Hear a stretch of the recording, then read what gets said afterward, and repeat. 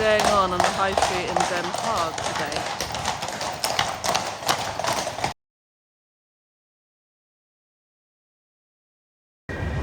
Welcome to The Hague.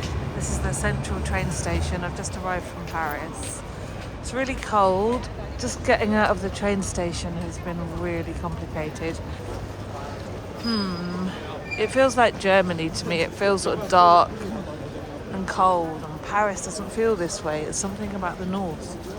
Yeah, this place, would inspire an award-winning Berlinale film. It just feels dark, weird, dystopian, depressing. People are like eating strange fried food and smoking cigarettes, and there's nothing very human about it. It's magic. My 10-minute walk from the station to my hotel in The Hague is wow. It's just completely wow. Look at all this history. Look at this fantastic landscaping. There's water everywhere. There's a beach. I've been told it's too cold to swim in. And what I've noticed so far that every building is adorned and decorated with something special. Look, a tree over there on what would otherwise be an entirely bland government building, a light installation. There's all sorts of stuff going on in here. We're here at the House Museum in The Hague, which is home to a significant collection of Rembrandts, including this self-portrait painted in the last year of his life. And it's also home to the painting of the girl with the pearl earring. So we have several works here which relate to mirrors. And the spherical mirror, as you see. Especially when you go into his impossible worlds, in his possible buildings, in his imaginary spaces. A one-man art movement. A one-man art movement? Yeah. He is a one-man art movement, it's really true. Yeah. I think Den Haag is fab. Sorry, I'm giggling. I kind of fall in love with cities, and I just love this place. I'd love to have a gemütlich, cozy house here and have a dog and wander out to the local cafes when it's cold and have a glühwein and a coffee, and it's just lovely. These are horses and carriages waiting to go into the palace in The Hague.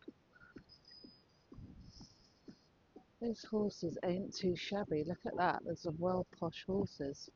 So nicely groomed.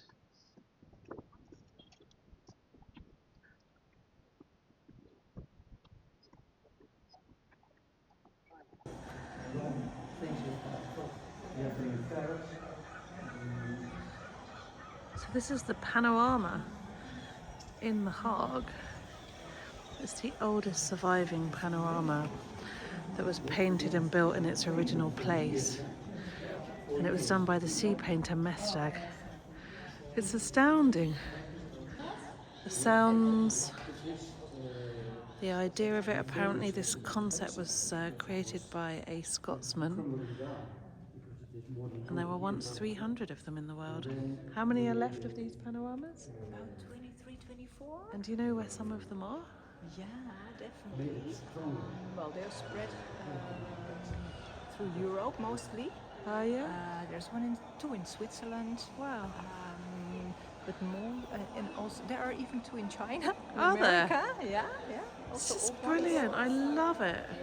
Mestag actually bought a house just around the corner first, and he was promised that he get electricity that year, that same year. So he said, "Okay, then I can buy a house here. That's fine." It wasn't painted by him. No, it's another painter. So he couldn't paint people, or? Yeah, I think his talent was definitely more the sea. Yeah. Definitely the sea, the waves, etc. So this Great was the painting. painting, that he became famous for. This is his style, but it is later on, because the story is actually that they lived both in the north of Holland. Yes. And it was only when they went on a holiday to north of Germany that they saw the sea for the very first time. And he immediately fell in love with the sea. Can't believe that, seeing the sea for the first time. This is a beautiful museum. It's the Mestag Panorama Museum in The Hague. The whole thing is just wonderful. The panorama upstairs allows you to experience a seascape in 3D. It's an experience that predates film. But the museum also has temporary art spaces, and this is a contemporary art space for artists from The Hague. A new direction. Look at that. Not even contemporary artists, pre-war. This is the Netherlands' oldest indoor swimming pool.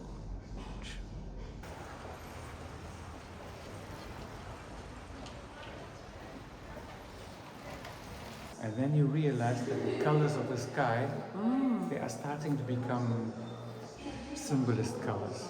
It's gray, it's green, brownish colors, and a little bit of blue, a tint of blue. A little bit of blue. So this But is the tint of- Mondrian early on, Yes. and this is Mondrian after he's seen Van Gogh. There you and- see his first step. Moment was made in 1921. He made his first neoplasticist painting. And when was this one? This is earlier. I think it's 17. You tell You me. know. Yeah, exactly. No, No, that's not no, the- no, this one. 19.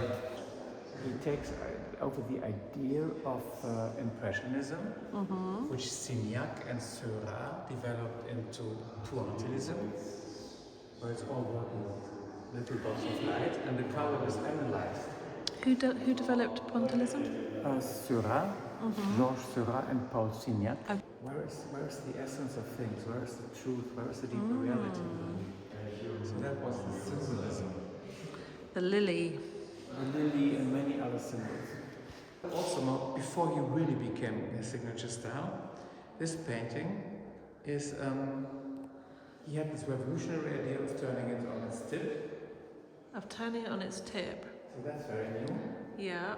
So the canvas becomes a geometric element. Oh, I see what you mean. Yeah, it's on its tip. So the others here are not on their tips, and that one is. Yeah. It's a very long theory because it's the new plasticism, and plasticism is a form of creating a world in 3D. I And see. neoplasticity for him is it's neo because it's not reconstructing the world, it's constructing a new world, a higher reality. And if you look at the beats within this painting, there is a rhythm of 4 songs. 1, 2, 3, 4, 1, 2, 3, 4. But then with the syncopation in a different kind of rhythm and in a new kind of dance, which Mondrian danced. And he has all these boogie-woogie records in his collection, which are still preserved. The record collection is still intact. So we know that he listened to that music. But the Kunstmuseum in Den Haag is this phenomenal building. Just the design. Look at these walls, these tiles, the floor.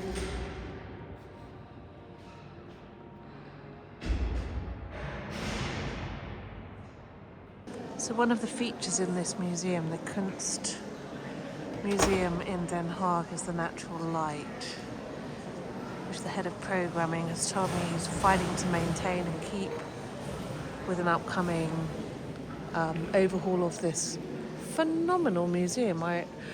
Every step you take in this museum is a discovery. I mean, look at it. Look at the brickwork, the windows, the pillars, all of it. This is a Titanic fashion exhibition at the Kunstmuseum in Den Haag. It's all of their own original work and based upon their own significant fashion collection. Titanic and fashion is a brilliant idea for an exhibition, but it's bringing up sadness in me. What must it have been like to be on that ship and to know that you were doomed, and it didn't matter what you were dressed like, how rich you were, how poor you were going to die. It makes me feel sad. This is a cinematographic exhibition. The whole space has been designed to get you into the feel of the Titanic. Look at the artwork over there, with some of the costumes selected for this show, an original show on fashion and the Titanic here at the Kunsthalle in Den Haag. It's pretty impressive. And it's moving. It's just so moving to think about how fragile life is and how wild the ocean is.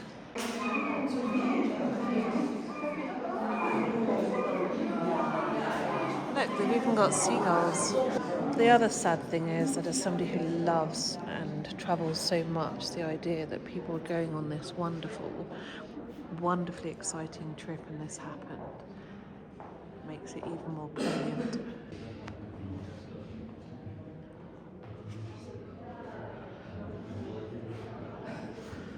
This is very seascapey in here.